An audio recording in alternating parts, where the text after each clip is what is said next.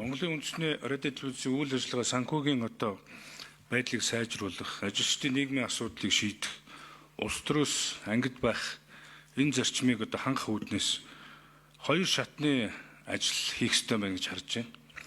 За хамгийн түрүүнд энэ нийтийн сонсголын тухай хуулийн 8-5-д за улсын их хурлын дэгийн тухай хуулийн 119.1-2 дээр улсын их хурлын хяналт шалгалтын тухай хуулийн 29.2-2 гээд өөрөөр хэлбэл олон нийтийн радио телевизийн талаар хуулийн хэрэгжилт хэрхэн байгаа талаар үнэлгээ хийх юм сонсгол хийвэл яасан юм бэ гэсэн.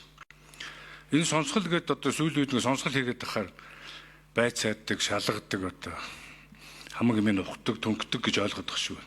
Миний энэ санаачлаад хийх гэж байгаа санал оруулж байгаа сонсгол бол энэ олон нийтийн радио телевизийг хуулийнхын хүрээнд яаж ажилуулвал зүйтэй байх вэ гэдэг хуулийн төслүүдийг хэлцэх. За тэр бэрхшээлүүдийг шийдэх, дэмжлэг туршилтаа үзүүлэх чиглэлд хийх гэсэн бодолтой байна. За нэгдэн. Хоёрт нь сонсголын дараа судалгаа хийх хэрэгтэй. Судалгаагүй ажиллаад байгаа харагдаж байгаа. Гэхдээ олон нийтийн телевизэн заавал контентоор тэргүүлээд байх шаардлагагүй шүү дээ. Тийм чиг үүрэг байхгүй. Энэ бол соёлын өвийг тээгч Монгол улсын үндэсний дархлааг хамгаалж байгаа. Үндэсний радио телевиз. Тэгэхээр контент бүрчин номер 1-ээр явах арилжааны телевиз чигийн мөнгөний хойноос явах онцгой шаардлага байхгүй. Хуулийн төсөлтөд хэдүүлээ улсын төсөөс яг хэдэн төгрөг авах юм. Тэр төсөөрөө хэдэн хүн цалинжуулах юм. Байр саванда хичнээн түрээсийн студиуд ажиллуулах юм. Тэр контентоо яаж цааш нь борлуулж тэднээс яаж бас санхүүгийн их өсөр гаргах юм. За тэр юу авж байгаа шүү дээ, хураамж. Хураамж авна гэдэг чинь сэтгэл ханамжтай контенттэй хүн мөнгө төлдөг. Тэгэхээр тэрийг бол судлах хэрэгтэй. Өөрөөр хэлбэл арилжааны телевизийн контент 10-20 мянгаар үзээд байгаа шүү дээ. IP телевизүүдийн контентийг. Тэгэхээр Монгол телевизийн контентуудыг хүн үзэж байгаа. Монголын мэдээ, Монгол телевиз ард иргэд хэрэгтэй гэж үзвэл тэр хураамжийг бодлогын чанартай санал асуулгаар дэмжүүлээд нэмүүлж болно шүү дээ. Хуулийн төсөл оруулаад.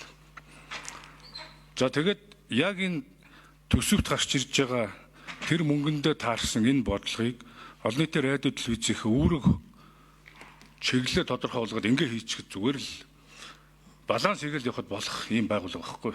Ашиг орлого олохын төлөө, тэнд улс төрчхийн төлөө ямар шаардлага байхгүй.